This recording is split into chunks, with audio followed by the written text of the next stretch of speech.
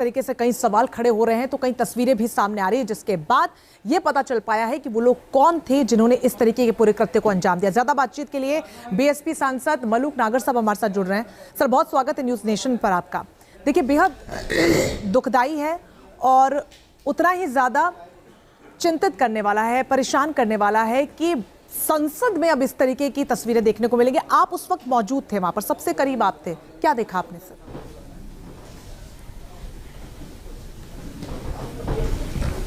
देखिए, ये जो 0 आवर है वो पूरा होने वाला था, उसमें 6 मिनट बची हुई थी जी, और 12:54 12:55 हो रहे थे, 6 या 5 मिनट बची थी। तो हम कुछ एमपीओ ने नाम लिखवा रखे थे अलग से, ताकि बोलने का मौका मिल जाए और अपने क्षेत्र के मुद्दे उठा सकें। पीछे से धड़ाम जैसी आवाज आई, हमें लगा कुछ गिरा, तो जैसे ही मुड़ के देखा तो कुछ दिखाई नहीं दिया, लेकिन एक दूसरा ऊपर से कूदा और वो पहले वाला जो उठ के वो भागा और वो जिधर से निकलने की जगह होती है वहां नहीं गया, वो सीधा उठा करके उस जहां जंप तीसरे बार जंप मारा तो हम लोग उधर से भागे। आगे से हनुमान बेनीवाल आया, उधर से साइड से मैं आया, पकड़ा, फिर 5-6 एमपी और हो गए और फिर 20-25 बाद में हुए। और उसको दिमाग में हमारे ये थी कि अगर इस पे वेपन हुआ और ये सब जो लोग सारे एमपी बाहर को भाग रहे हैं और इसने अगर वेपन निकाल के गोली चला दी तो जब भी मार देगा तो मरना तो है ही। इससे अच्छा ये कि पहले इसे पकड़े, दबोचे, इसे मौका ही ना दें गोली चलाने का। तो इस तरीके से घटना हुई। जैसे ही उसके नजदीक पहुंचने को थे तो उसने जूता निकाला और जूते में से कोई जो ये सो कॉल्ड गैस बम का हो या कलर बम का हो वो निकाला और वो छोड़ा। उससे पूरा धुआं हो गया, पीला और कुछ नीला नीला। तो उस समय पहली बार तो डर था कि कहीं वेपन से गोली ना मार दे, मर ना जाए। दूसरी बार डर लगा कोई केमिकल वेपन तो नहीं छोड़ दिया इसने बम के द्वारा जिससे आंखें चली जाएं या दम घुट के मौत ना हो जाए। तो बहुत ही खतरनाक मंजर था और बहुत ही घटना एकदम हिलाने वाली थी। पर हमने तो बिल्कुल जो पृष्ठभूमि रही है हनुमान बेनीवाल की और हमारी, पीछे से किसान के घर से जाट गुजरो घर से, वही करा। अब जो सोचा, जो एकदम झटके में एकदम दिमाग में आ गया ये हमें मारना है, हम इसे मारते हैं, उसकी बढ़िया पिटाई धलाई हुई। फिर सिक्योरिटी वाले आ गए और वो दोनों को, एक को उठा के वहीं खींच के पार्लियामेंट के गेट पर डाल दिया, एक को जहां 55-60 हम एमपी बैठते हैं वहां डाल दिया और उनको पिटते हुए छोड़ के बिल्कुल अधमरे कर दिए। वो जांच वाले, एजेंसी वाले उनको ले गए। हम तो बाहर आके फिर टेलीविजन पे जब सब तक लगातार बदल टेलीविजनों पर ही चल रहे हैं अभी तक बिल्कुल उसी तरह ही। तो ये घटना जो घटी है आज जी, जहां हम शहीदों को जिन्होंने शहादत दी हम फूल चढ़ा के गए, अंदर जब वो हमला हुआ तो लगा कहीं आज तो हमारा ही नंबर ना लग जाए। तो इतनी सिक्योरिटी में ढील होना, ऐसी घटना घटने के बाद भी आज बिल्कुल 22 साल के बाद भी उसी दिन। बिल्कुल मलूक जी, आप सभी सांसदों ने बहुत साहस दिखा, लेकिन आप कह रहे हैं कि हमारे अंदर भी डर था। हमें लग रहा था कोई वेपन तो नहीं है, गोली तो नहीं चला देगा, लेकिन संसद के अंदर में क्या कोई हथियार लेके जा सकता है इस तरीके से?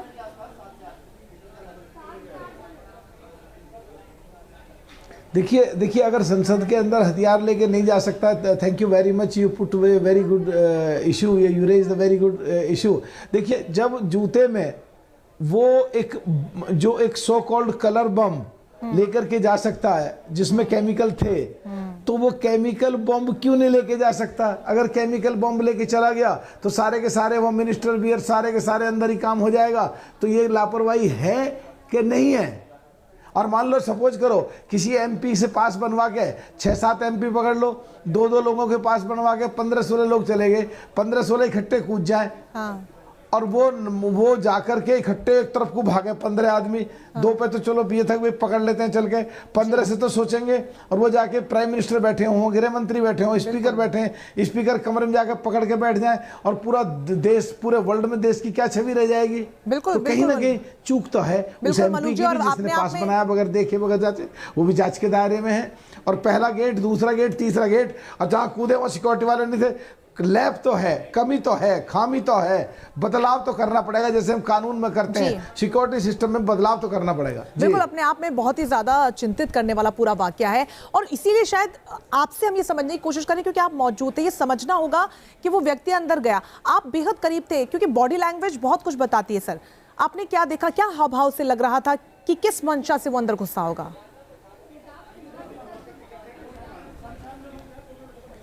देखिए हाव भाव से तो ये लग रहा था कि 25 साल के आसपास की उम्र थी दोनों की। किसी ने दिमाग उनका पूरा मांझ करके भेजा है। उन्हें ज़्यादा कुछ पता नहीं था, इतना पता था ट्रेनिंग दे के कि वहाँ से कूदना है, वहाँ से स्पीकर की तरफ भागना है, और जब तुम पकड़े जाओ तो जो सो कॉल्ड वो जो कलर बम और गैस बम था उसको छोड़ना, इसीलिए उसने जूता निकाला, इसीलिए उसमें से निकाल के उसने छोड़ा, पिटता रहा, पर उसे वो कर गया नीचे हाथ करके काम। तो क्या उस वक्त वो कुछ बोल भी रहे मारे थे? उसने, वो दोनों आरोपी जो थे, तो फिर तकड़ी हुई है, ठीक ठाक हुई है। मलूक जी, जो दोनों आरोपी वहां पर उस वक्त आप लोगों की हाँ, गिरफ्त वो में थे, कुछ बोल रहे थे? वो एक चीज कह रहे थे जो उस, हाँ जी जी जी बता रहा हूं मैं। देखिए उस समय एक तो डर दिमाग में इतना था कि कौन मरेगा कौन बचेगा, फिर भी एक चीज कानों में पड़ रही थी, तानाशाही नहीं चलेगी, तानाशाही नहीं चलेगी, ये तो सुनने को मिला था। हाँ। दो एक बार। तो क्या लगता है आपको कि क्यों वो कह रहे थे तानाशाही नहीं लगेगी? क्या किसी चीज को लेकर नाराजगी उन्होंने जताई या किसी तरीके का प्रदर्शन किसी मुद्दे को लेकर? देखिए नाराजगी होना ना होना एक अलग बात है, लेकिन प्रदर्शन करना एक अलग बात है। उसके लिए जगह होती है, सड़क है, गेट है, ये अपना वहाँ जंतर मंतर है, पार्क हैं, रैली हो सकती हैं, पर तुम उग्रवादी की तरह बिहेव करोगे, ये टॉलरेट नहीं करा जा सकता, इसको झेला नहीं जा सकता।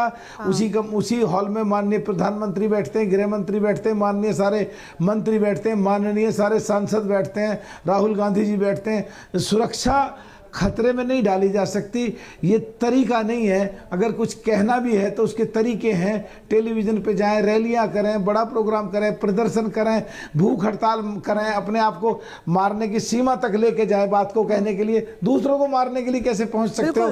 जो देश का संविधान का सबसे बड़ा मंदिर है, तुम उसी में जाके डेंट करना चाहते हो, उसी दिन को चुनते हो जिस दिन पहले हमारे जवानों ने शहादत दी है। जो उग्रवादियों ने पहले हमारे लोग जवान मारे हैं, वो उग्रवादी भी हालांकि मारे गए थे, हमने उनको, हमारे जवानों ने ठोका उनको, और उन शहीदों को आज हम उधर नमन करके गए, उन पे फूल चढ़ा करके गए, उनकी मूर्तियों पर, उनके नामों पे, और अंदर जाके खुद ही हम इस तरह की घटना में फंस गए।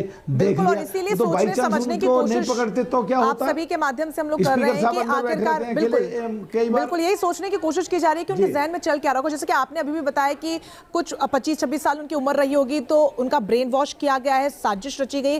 क्या कहना चाह रहे हैं, क्या लग रहा है आपको कि कौन ये कर सकता है? क्योंकि संसद जैसे स्थान को चुनना ये बहुत गंभीर है।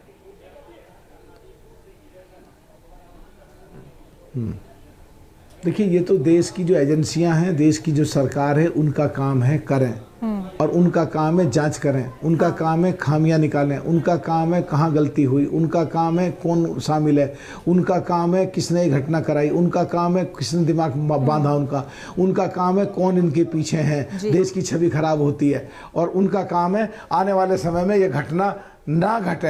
हमारा तो उस समय काम था कि हमारे सामने अटरंडम एक चीज पड़ी, हमने अपनी जान दाव पे लगा के आगे उसको पकड़ा और उसकी मार पिटाई ठुकाई सब करी। बिल्कुल, जांच एजेंसियां तमाम काम अपना कर रही है और बहुत ज्यादा जरूरी है कि इसके पीछे जो तथ्य है वो निकलकर सामने। एक आखिरी सवाल आपसे लेना चाहूंगी, क्योंकि आप बार बार कह रहे हैं कि उनके पास कुछ भी हो सकता था, जान का खतरा था, लेकिन जो जानकारियां भी सामने आ रही है, क्योंकि जिस तरीके से क्रैकिंग बम का इस्तेमाल किया गया, वो कलर छोड़ा गया, कम से कम मंशा ये थी कि एक मैसेजिंग शायद देनी है, किसी को नुकसान नहीं पहुंचाना है।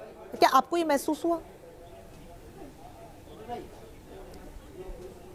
देखिए क्वेश्चन ये नहीं है, क्वेश्चन है कि अगर वो कलर में केमिकल है और अगर उनका उग्रवादियों से कहीं कनेक्शन निकल आता और उस कलर में केमिकल वेपन होता और केमिकल बॉम्ब होता, तो क्या एक भी एमपी बच सकता था? क्या किसी की भी आंखें बच सकती थी? क्या किसी की भी दम घुटने से, फेफड़े फेल होने से मृत्यु हो सकती थी? तो ये जो चीजें हैं, अगर किसी ने डेमो कर दिया और असलियत में ही होता ये तो जी बिल्कुल अपने आप में कई बड़े सवाल खड़े करती है पूरी घटना है, और बहुत ज्यादा जरूरी है कि इसके पीछे की जो सच्चाई है किसी भी कीमत जी बिल्कुल नहीं होनी चाहिए, और इसे देश बर्दाश्त भी नहीं करेगा, और इसीलिए जांच एजेंसियां जो हैं उसको लेकर काम भी कर रही हैं। बहुत शुक्रिया आपका हमारे साथ जुड़ने के लिए। इसी बीच इस पूरे मामले से जुड़ी एक बड़ी खबर आपको बता देते हैं। संसद की सुरक्षा में चूक को लेकर इस वक्त बड़ा खुलासा हुआ है।